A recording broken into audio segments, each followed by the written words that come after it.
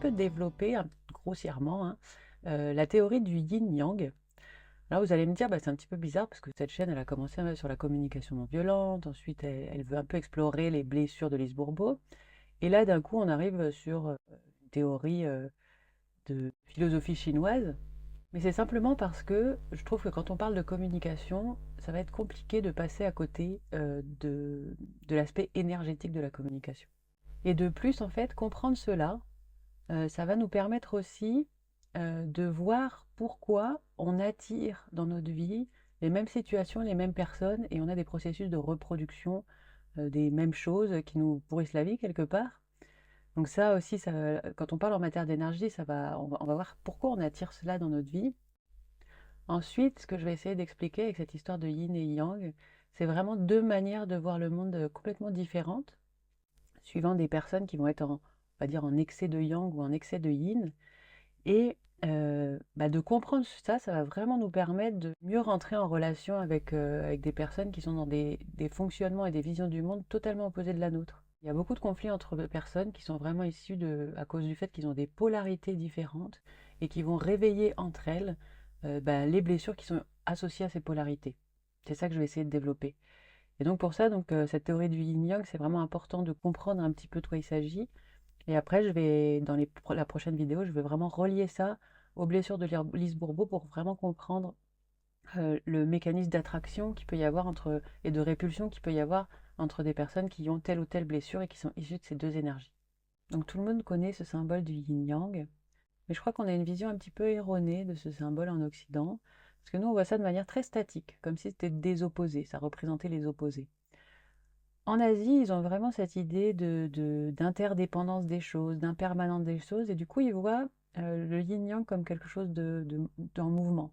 C'est deux principes en mouvement qui dépendent les uns des autres et qui sont interdépendants les uns des autres et qui nous montrent le principe d'impermanence des choses. Donc, par exemple, le noir représente la nuit, le blanc représente le jour, et du coup, quand le jour est à son apogée, il va partir en déclin et il va faire place à la nuit et on est dans ce tournant comme ça. Et il y a cette idée d'interdépendance, c'est-à-dire que le jour ne peut exister sans la nuit. Donc ça, c'est deux principes qui vont être très importants pour ce que je vais développer après dans les blessures et tout ça. Donc si on reprend de manière plus polarisée les choses, on va dire, je vais utiliser ce terme-là parce que c'est quelque chose dont je vais parler. Par exemple, je vais prendre des attributs du yin et du yang qui vont m'intéresser pour ce qui concerne la communication. Par exemple, le principe du yin, ça va être tout ce qui est l'intériorité, le fait d'intérioriser les choses et le fait d'être tourné vers soi. Alors que le yang, ça va être quelque chose justement qui est vers l'extériorité, le fait d'émettre quelque chose, de parler beaucoup, alors que l'autre, ça va être plus l'intériorité, le silence.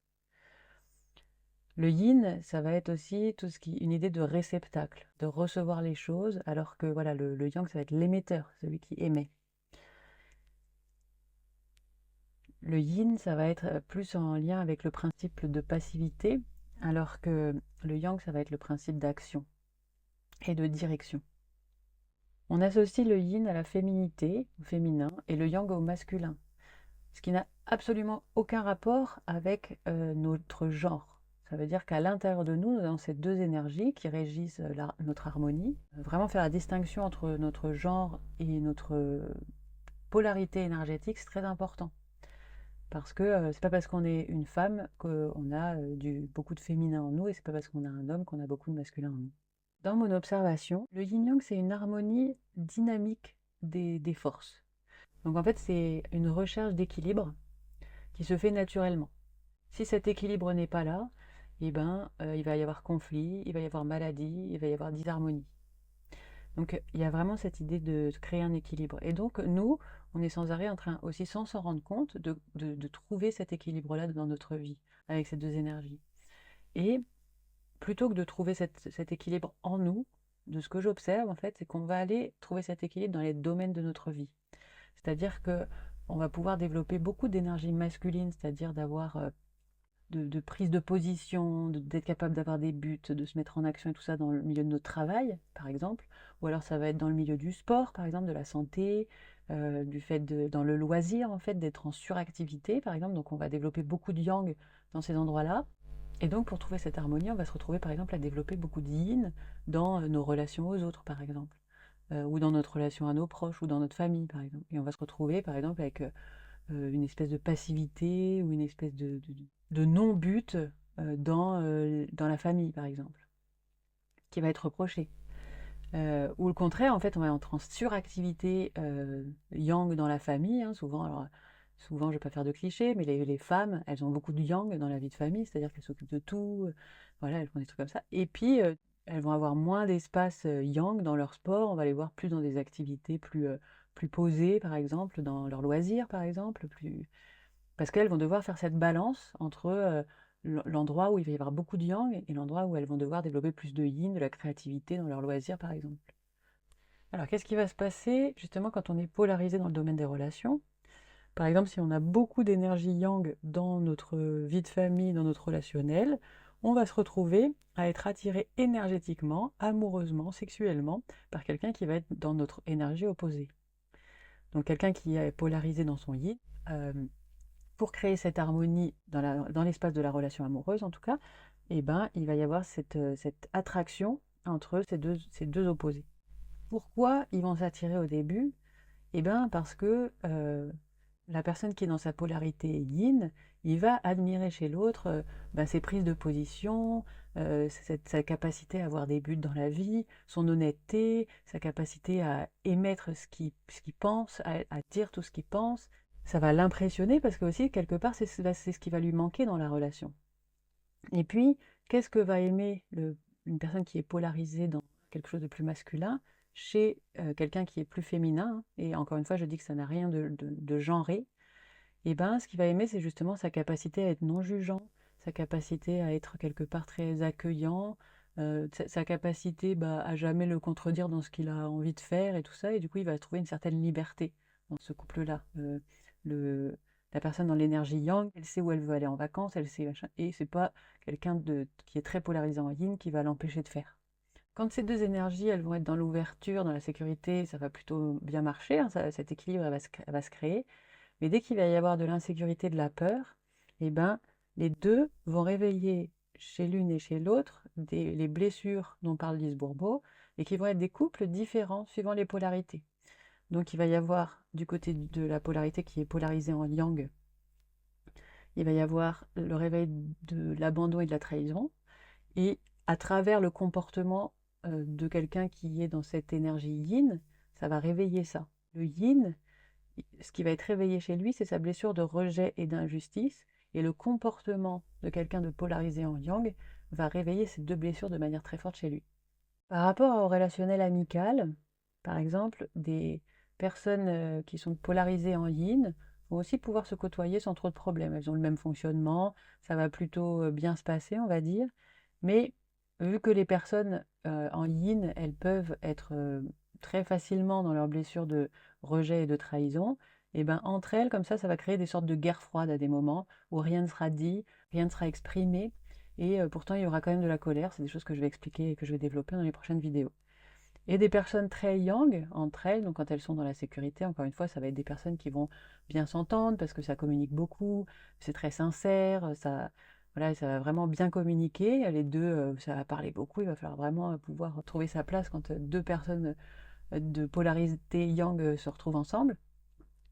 Et par exemple, quand elles vont être dans leur peur et dans leur insécurité, elles vont vraiment réveiller là, ça va être de la colère chaude, hein, ça va être de l'attaque, vraiment des grosses disputes et tout ça. Donc ça, c'est des choses que je développerai aussi. Dans le domaine de la spiritualité, on va avoir ce même phénomène d'ouverture et de fermeture. Donc, quand on va être dans cette ouverture quelque part, eh ben, c'est ce que nous demandent toutes les spiritualités, c'est-à-dire que cette alliance du féminin et du masculin à l'intérieur de nous, ça va être cette alliance de l'amour et de la compassion, parce que vraiment l'amour, c'est vraiment le principe yin, c'est-à-dire d'être dans cet accueil, ce non-jugement, d'accueillir tout ce qui s'élève sans bouger, dans cette passivité. Donc ça va être ce qu'on appelle amour, amour inconditionnel. Et le yang, ça va être cette capacité d'agir quand on est en contact avec la douleur de l'autre, quelque part. Et donc c'est l'agissement à partir de l'amour, ce qu'on appelle la compassion. Et d'ailleurs, quand on regarde dans le bouddhisme tibétain, par exemple, on peut trouver la représentation de Chenrezig ou Avalokiteshvara, et qui sont justement la représentation de l'amour et de la compassion, et qui est une divinité androgyne. Donc c'est vraiment cette alliance de ce féminin et ce masculin. Et dans la pratique de la spiritualité, on va avoir à l'intérieur de nous exactement pareil, c'est-à-dire ce réveil des blessures, en fait, qui, quand on va être dans notre insécurité et notre peur, et bien on va se servir de la spiritualité pour les renforcer. Donc c'est pour ça que c'est intéressant de comprendre aussi ces blessures quand on est dans une quête spirituelle, parce que quand on est polarisé, c'est-à-dire qu'on a plus de yin dans notre spiritualité, on va se retrouver à utiliser par exemple la méditation pour fuir. Donc ça, c'est une caractéristique de la personne qui souffre de la blessure du rejet. Ou alors on va être dans une espèce de rigidité, de dogmatisme en fait, de vouloir absolument coller à un idéal qui est la caractéristique de la blessure d'injustice. Ensuite, quand on va pratiquer la spiritualité dans une polarité plus yang, plus masculine, on va se retrouver à être très contrôlant. Donc ça veut dire qu'on va se servir de notre spiritualité, c'est-à-dire de notre compréhension de notre intériorité, pour essayer de contrôler les autres autour de nous. Donc ça, c'est typique de la blessure de trahison. Et ça va être aussi cette quête de avoir l'attention sur nous, qui est la caractéristique de la blessure d'abandon. Et là, on va se retrouver avec des personnes qui vont devenir gourouisantes, justement, qui vont devenir des espèces de chefs spirituels à partir de quelque chose de blessé. Et du coup, ça va être des gourous de sectes, voilà, des personnes assez dangereuses qui vont essayer de contrôler les autres à partir de tout ce qu'ils ont appris dans la spiritualité. Donc voilà pour aujourd'hui. J'espère que c'était pas trop compliqué, mais je peux pas parler de arriver dans les blessures sans parler de ces deux énergies, parce que du coup on va voir comment ça se répond, comment ça se comment ça et comme je disais, en fait, si on veut pratiquer des choses comme la CNV ou la méditation ou des choses comme ça, tant qu'on n'a pas conscience de ces blessures là, et on va se retrouver complètement paralysé par les blessures, parce que, comme je disais dans la vidéo précédente, en fait, on est vraiment dans des considérations de mort, en fait. On vit ça comme si on allait mourir. Et donc, on n'a aucune ressource pour pouvoir en sortir, à part la compréhension du fait qu'on ne va pas vraiment mourir, en fait. Voilà. Donc voilà, j'espère que ça vous intéressera. Là, donc la prochaine vidéo, ce sera sur les couples de blessures. Je vais les traiter par couple et du coup par énergie, par polarité, parce que je trouve que c'est beaucoup plus intéressant. Et du coup, ça fait comprendre ces interactions et ça fait beaucoup mieux comprendre nos problématiques dans notre relationnel aux autres.